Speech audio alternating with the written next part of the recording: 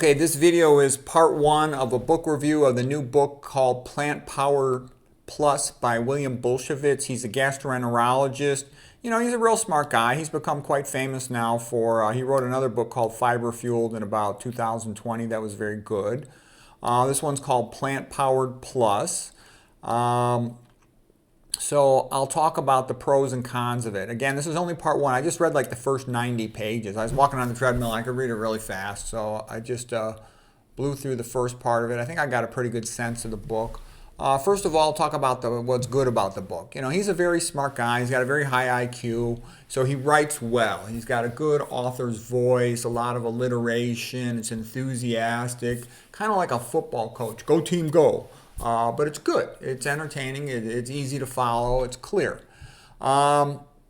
He's got some good things in there. Good chart of diseases associated with leaky gut. You know, allergies. Because if you allow the animal proteins, allergens to get across the leaky gut, increase intestinal permeability, the immune system has a chance to react with them. If they don't get into your body, you're not going to react to them. Okay.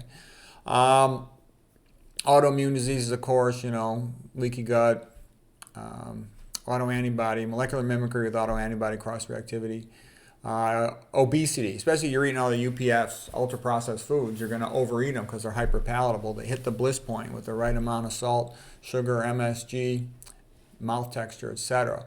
And the same people have increased hypertension, diabetes, coronary artery disease, cancer, cognitive decline, dementia. It's all bad. He was good pointing out that even minimal alcohol, just minimal amounts, cause leaky gut. And the more alcohol you drink, the more leaky gut you get. Nice chart of artificial sweeteners. There's about 5 of them. They all cause leaky gut. And all the emulsifiers cause leaky gut. Emulsifiers, things like carrageenan, polysorbate 80. He was pretty aggressive on talking about what a disaster glyphosate is. So he doesn't come right out and say you should only eat organic. But he was pretty clear about glyphosate's health and metabolic disaster. You know, Stephanie Seneff wrote an entire book about that called Toxic Legacy, about what a disaster glyphosate is. He talked a lot about how UPFs, ultra-processed foods, are very bad for you, strongly associated with obesity, with very high amounts of sodium and all kinds of problems. He came out pretty strong negative against simple sugars, and that's important because there's a lot of people trying to say sugar is a good idea. I don't think it is. He pointed out that just 7 days of eating sugar, you end up with leaky gut. For the studies, you have to go to like some website of his. He doesn't have them in the book, or at least not at the end of the chapter. He quoted the studies showing that saturated fat was worse for people significantly than PUFAs, like omega-6 PUFAs. That's relevant because a lot of the meat people try to say the problem is the PUFAs. The PUFAs and the simple sugars. It's not the sat fat. But actually, sat fat is quite bad for us. He did, go into a little bit the Ansel Keys 7-country study from the 1950s, showing sat fat really is a problem. Some interesting stuff on sodium, dietary sodium, especially in processed food, but you can add a lot to your food as well. That hyperosmolality localized around cells will cause cells to die, and that's why it's such a good preservative. So it kills a lot of the good gut bacteria. It seems to kill the good gut bacteria more than the bad one. It kills the good gut bacteria and relatively spares the bad gut bacteria. It also decreases the good gut bacteria, partly because it's killing them, production of short-chain fatty acids, so you get more leaky gut. So excessive dietary sodium is bad in numerous ways. Once it gets intravascular, it's a vasoconstrictor, so that's bad, decreases blood flow to your tissues. It also activates platelets, so it's prothrombotic. It also, when it activates platelets, it'll sometimes shield metastasizing cancer cells in your blood, so it weakens your immune system function. So excess dietary sodium, there's really a lot of problems with it. Again, there's always going to be people who contradict stuff on the internet because this is big business. They have to. Okay, all right, now I'm going to talk about what I think was a little bad about the book. First of all, it's all, black and white text, nothing in color, no drawings, no pictures, at least up to page 90, so I don't think there's going to be any. Font's a little bit small, but it's doable. Then, what I think was the worst thing about the book? You have to understand, if you're going to get invited to all the popular channels, if you want to stay on the high-fat, phony interview circuit, you have to promote all this stuff. So he promotes soy, olive oil, omega-3, avocados, nuts, seeds, Mediterranean diet, basically. And, I call the Mediterranean diet the Antichrist diet because it promises salvation, but it doesn't deliver. But the Mediterranean diet is certainly much, much better than paleo, keto, carnivore, low carb diets. Okay, so I think the way to look at it is this is definitely a big step up, and this is kind of where the high fat phonies position themselves. Say, look, we're way better than processed food. We're way better than people eating oils and meats. So give us a break. We're a big step up from the standard American diet. And that's true. And from paleo, keto, carnivore, low carb. They are a big step up from that. Okay? And like I said, there's some people getting paid over $1 million a year to promote olive oil. Okay? You promote soy, you can get big money for that. Soy is real popular. You can sell omega-3s. You promote avocados. You're in with big business, big money. Big food processing corporations, Mediterranean diet. About the only thing the Mediterranean diet forbids is processed food. Other than that, it's kind of a joke.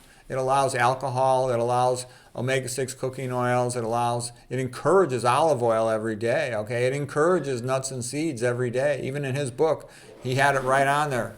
Olive oil should be part of every day's eating.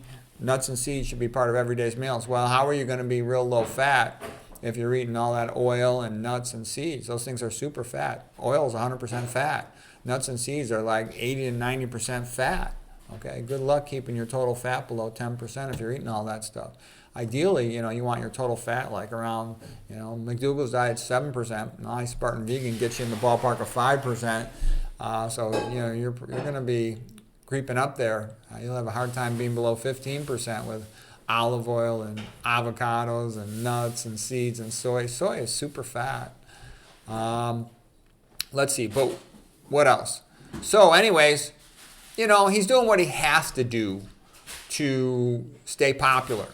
And so he's doing a great job of that, I don't know if he has any sponsors, but I'll bet he does.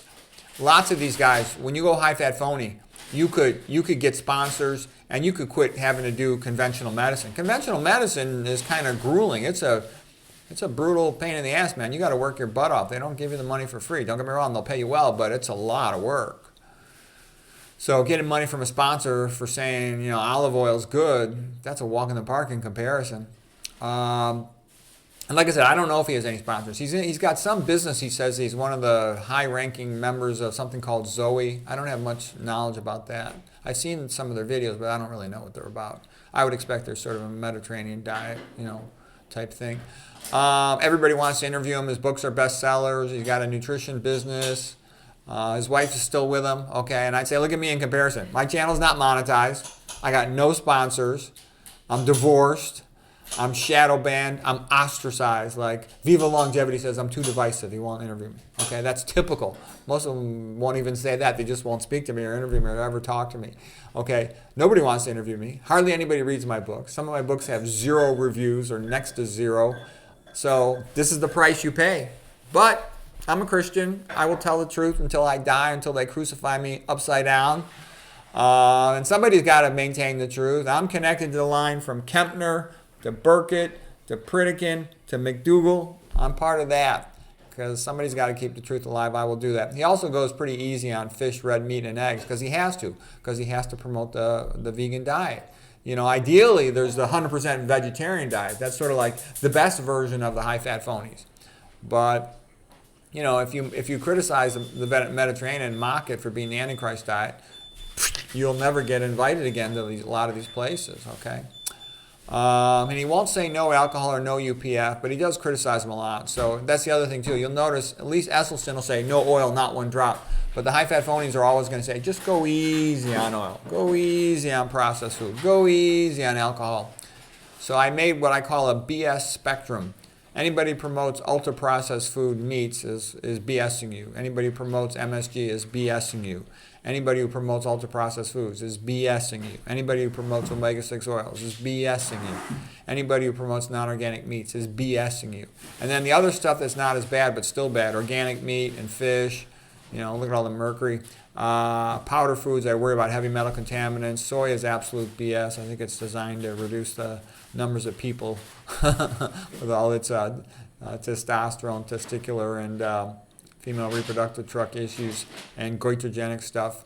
Avocados, they spray them with that stuff, the AP, and then the next letters are the E, and then the L. Okay, more protein for the elderly is another BS salesman's pitch popular these days. Omega-3s, big salesman's pitch BS. Olive oil, nuts and seeds, all this other BS. He does mention water filter. He doesn't come down hard on it, but he mentions it, so that was good.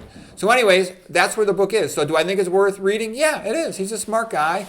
He tells you some interesting things, and he gets to the point on this stuff pretty fast. Just realize he's obligated to do all this stuff. I bet he's smart enough to know that this is BS, but he's a smart guy. I think I find it easy to read. It's pretty clear. So it's a little bit verbose, but it's pretty clear. Anyways, there it is.